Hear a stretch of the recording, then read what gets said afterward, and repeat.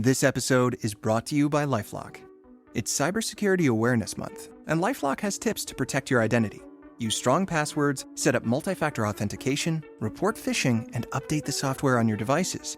And for comprehensive identity protection, let LifeLock alert you to suspicious uses of your personal information. LifeLock also fixes identity theft, guaranteed or your money back. Stay smart, safe, and protected with a 30-day free trial at lifelock.com/podcast. Terms apply. Welcome to People Tech, the podcast of the HCM Technology Report. I'm Mark Pfeffer.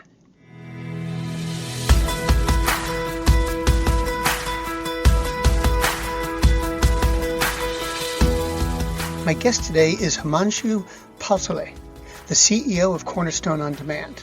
He leads a company that has 75 million users, 6,000 customers, with availability in 50 countries. We'll talk about Cornerstone's acquisition of EdCast and SumTotal, its leveraging of content, and more on this edition of People Tech. Hi, Himanshu. Welcome. Now, you've been Cornerstone CEO for about 7 months, I think. And how's it going? I mean, it's the first part of your career, Cornerstone. How have you found things? Yeah, I joined Cornerstone on January 4th of this year. And then what I decided to do, I knew the HCM space, but I really wanted to understand the nuances of the learning and talent development space. I just went on a listening tour. I visited 5 countries, met over 70 customers, most of them large enterprise companies. So meeting with chief learning officers, chief development officers, CHRO, and along with that, met a lot of our mid-market companies. And as with any industry, the obvious is obvious, and then the undertones and nuances and opportunities come through these interactions. So there's a lot of learning that I've done, a lot of sharing, a lot of collaboration I was able to do with our customers, and that has then enabled me to come back and either validate our thesis on where sort of the future of work and the future of skills development is heading, and also in many ways refresh it and come up with plans that'll allow us, I believe, to meet the needs not just today of our customers, but in the future as well. So it's been a great 6 months, and then obviously there's a lot to do in the coming years. Well, let me ask you about the lot to do that you've got, because I imagine when you go into a company like Cornerstone in your position, you've probably got a list of things you want to look at. And I'm wondering, did you write the list yourself, or did the folks at Cornerstone give you their perspective and you combined them, or how did that work? Can you give me a little more detail? Yeah, companies the size and scale of Cornerstone, go through journeys in their transformation. And I believe we are upon our next journey. The first journey or the first set of journeys got us to where we are today, which is a successful, $1 billion+ ARR company, a leader in the marketplace. But as we've seen, throughout history of companies of all sizes, if you aren't willing to regularly transform, there becomes a risk of some level of disintermediation. So what I inherited was a company that had built great success. I stand on, tall shoulders of my predecessors who were able to build solutions that met market needs. But then I'm coming at a time where more so than ever, there is significant and fundamental change that's going on in the workforce. Change in the fact that, number one, we have a multi-generational workforce more so than ever before. We have anywhere 3 to 4 generations of people working at the same time, which creates a challenge and an opportunity for employers as it comes to reskilling their organization.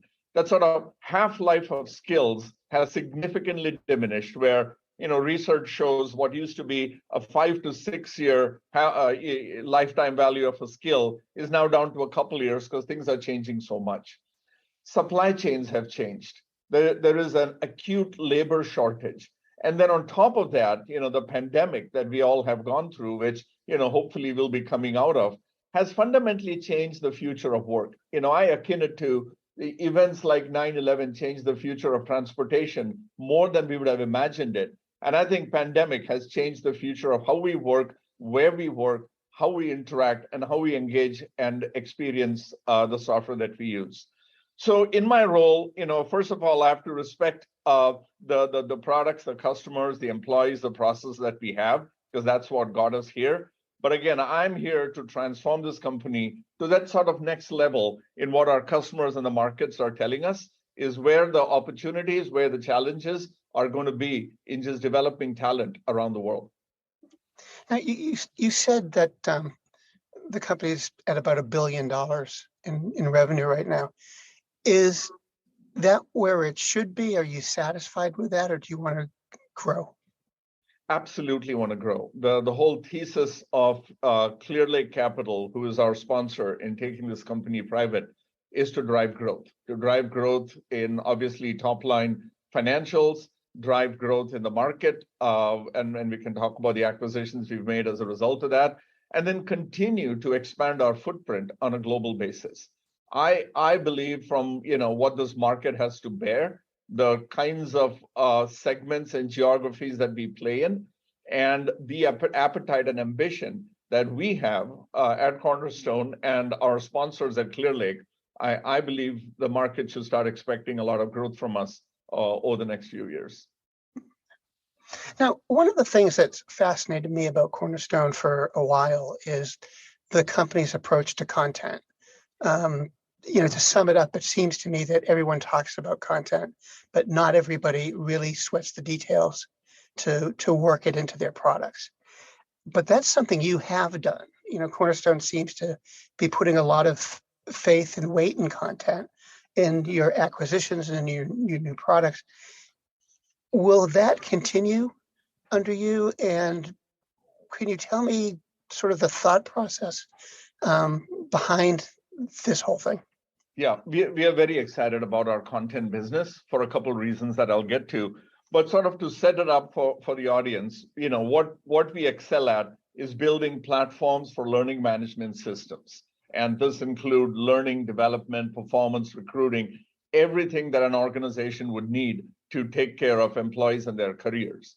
Recently, with the acquisition of EdCast, what we've added to that is this whole notion of what's called LXP, or learning experience, which is a bottom-up tool and ability for a learner, for an employee to grow their career and skills as they progress. But to your point, at the heart of all of this, you can enable this with great platforms, with great artificial intelligence, with great level of predictability. What really matters at the end of the day is the content, the quality of the content, and more importantly, the intelligence of having the right content at the right time and at the right level of modality of what an employee would expect. So we have a good content business today. We call it CCA, Cornerstone Content Anytime. It's a set of curated courses that are either developed by us. We have 2 content labs on either side of the coast where we shoot originals. A very successful original, as an example, is a course called Seat at the Table. And then we have dozens of partners that work with us, and we bring in their content and curate it.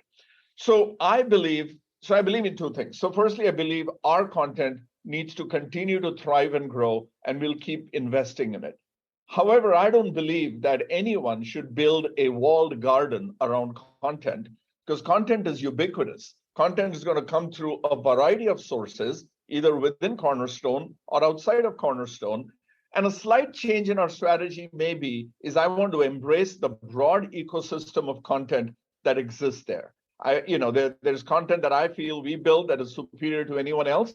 And then there's very specific hard skills content that other vendors provide, which we need to make it easy to enable our platforms to coexist with that. And part of that is that sort of open ecosystem initiative that now we have underway with better APIs and better accessibility to content.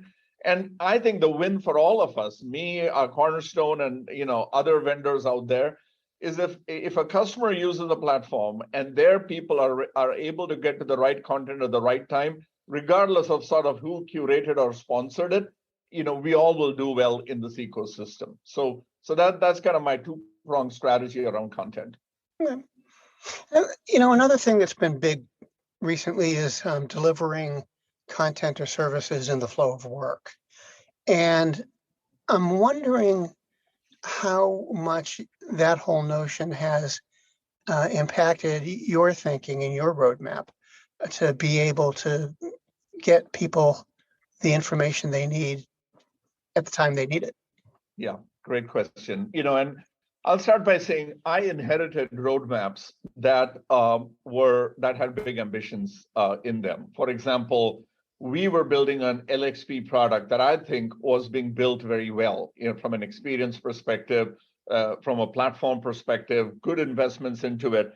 But when I looked at what was out there in the market and I heard what analysts were telling me and customers were telling me, we were probably, anywhere from a year and a half to 2 years late to that party. And there were companies like EdCast who had made it their business to develop that workflow from the time an employee is onboarded through the journey of them learning and skilling. So we decided to partner with EdCast, and we bought EdCast. We are taking EdCast, they call it the technology fabric, the backplane, which is all the artificial intelligence that curates and enables the learning to happen, into our own backplane. And I think that's a philosophy that I've had in the past, and I think I'm going to continue doing here, is we will do what we are best at.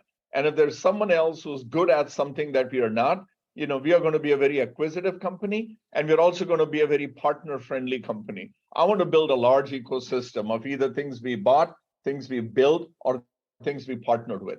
So everything from the skills ontology, the skills graph, to ultimately a talent marketplace where employees can sort of thrive and learn is sort of our grand vision. And I think our journey is well underway. It was underway, and if there's anything I've done since I've joined in the 6 months, is increase investments in those critical future areas of modality, of experience, of workflow, and the future of work, because customers are telling me that they're ready for it today. Now, you, in the last several months, have made 2 pretty big purchases, and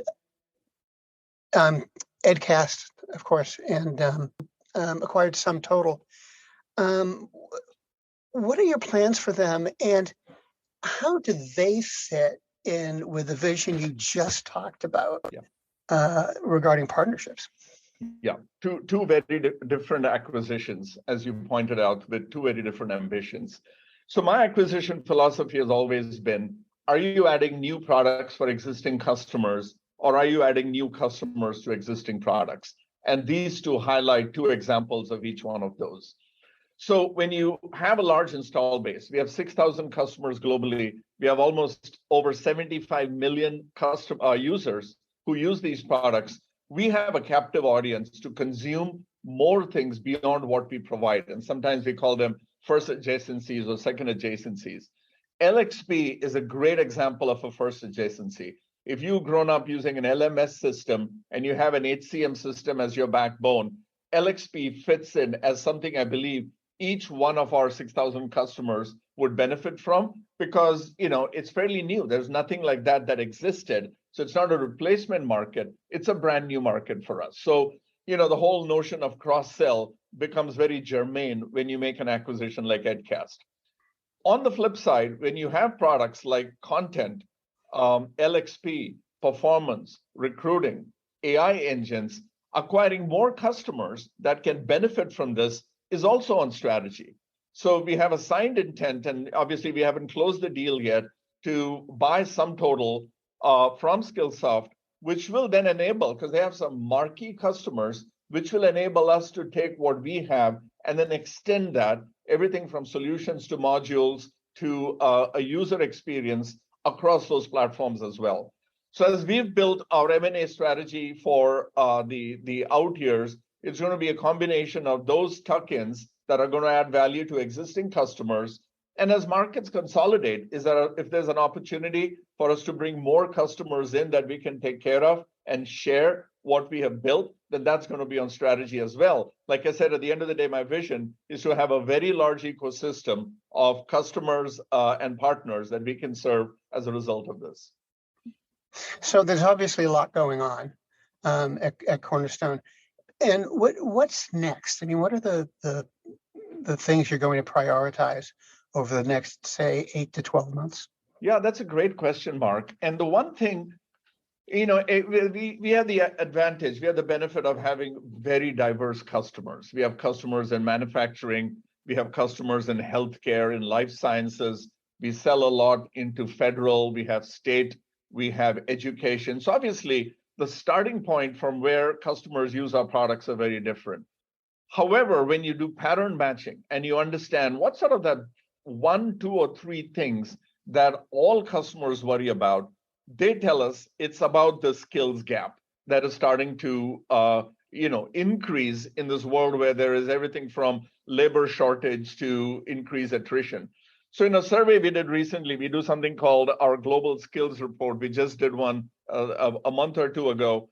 48, almost 88% of employers thought that they do a great job at skilling their employees, but only 32% of employees said that those employers are skilling them adequately. That, to me, is the skills gap. And large customers I've spoken with around the world are worried about that because, in a market where labor has this much demand, they would rather invest and spend in skilling someone internally. Could be a white-collar job, could be a job, working the forklift. It could be a job on the front desk of a retailer, and there's a large retailer who told me. So how they, the skills confidence gap, how we solve for that, I think, I wouldn't call it the holy grail, but certainly is an ambition that we share with our customers. So when you say what's next, at the end of the day, we are always going to be a leader in learning management software. We're going to have good platforms, good experiences. We'll keep investing in that. Good artificial intelligence engines powering it. Where we want to start making a difference is how do we bridge the gap between, a large enterprise company or a mid-market company saying, I think I'm doing everything I can to skill my labor force, and the labor force coming in saying that the reason I'm leaving is I don't feel my career is going anywhere. That through, a good skills mapping, through good skills workflow, and at the end of the day, having this talent marketplace that both the employer and employee can collaborate in. And the biggest benefit Cornerstone has is integrating that into recruiting, into performance, into learning, into basics of HCM is where, I'm spending a lot of energy along with my teams in sort of, transforming, I think is the right word, where we are to where we need to be. Thank you so much for taking the time today and talking with me. Thank you, Mark. I think we are in an exciting industry, an industry in the midst of a large transformation. And, I'm just thrilled to be a participant in driving some change. So I appreciate that. Thank you.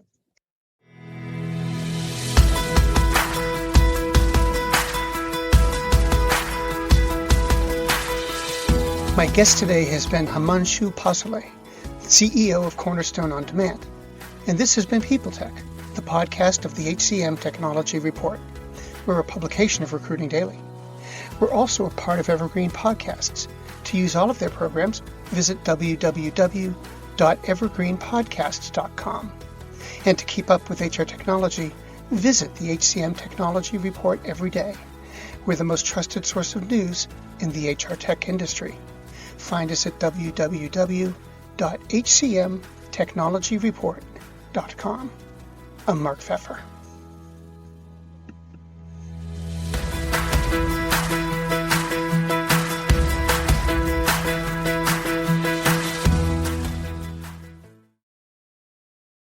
Welcome to Don't Retire, Graduate, the podcast that asks you what you want to be when you grow up so you can graduate into retirement with a purpose and a passion, whether you're 25, 85, or any age in between. Gain actionable financial and mindset tips from your favorite authors, podcasters, and influencers to help you reach that exciting next chapter. Listen now and start building your path to financial freedom and reframing what retirement can mean to you. This is your host, Eric Brotman, reminding you, don't retire, graduate. The world's best-known investor and Wall Street expert, Warren Buffett, once said, Wall Street is the only place that people ride to in a Rolls-Royce to get advice from those who take the subway. Mr. Buffett's quote is remarkably accurate, but how many people would rather receive advice from him than someone simply guessing? Welcome to Buy, Hold, Sell, your single source for Wall Street knowledge and profitable guidance. Please join me, Todd Schoenberger, and fellow trader Tobin Smith, as well as host Veronica Dudo, for a podcast known to move the needle for investors. Tobin and I are seasoned Wall Street executives with deep investment experience, and we are prepared to share our advice to those who choose to listen. Download Buy, Hold, Sell today on the Evergreen Podcast Network or your favorite podcast channel.